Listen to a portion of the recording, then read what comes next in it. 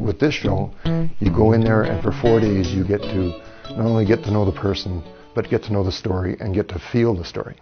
So this gives you an opportunity to actually work on something that I've always loved to do, but do it in depth and do it the way it should be.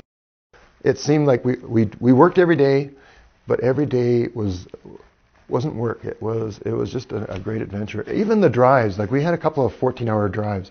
And even when we went for a couple-hour drive, those 14-hour drives, we pulled a guy out of a ditch that was stuck, with this rope, and of course, we videoed that. And we ran into so many things on the way to our next shot, our next shoot, that even those 14-hour days driving didn't seem that long, because there were so many things going on anyway. Every time we stopped at a truck stop and talked to people, it was a break for us for driving.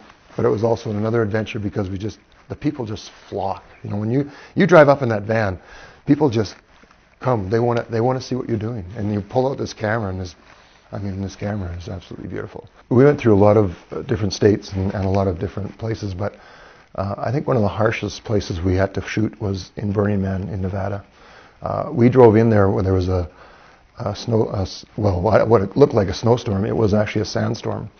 And the first thing I did was run in the back and tried to bag my camera so that this gypsum wouldn't get into any of the lens or any of the part of the camera. So it was really harsh as far as weather. It was very hot.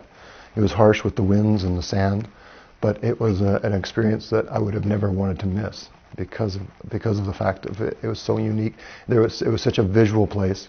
I think by bumping into Rocket Bob was one of our an experience that we didn't even have planned to do an interview with this man. He just came out of nowhere and found us, and we had 2 days of shooting with him, and he was just a man that was following his visions and following his dreams, and just was a super guy to meet. It's an exciting way of making a living, and it's an exciting way of making television, and I love it.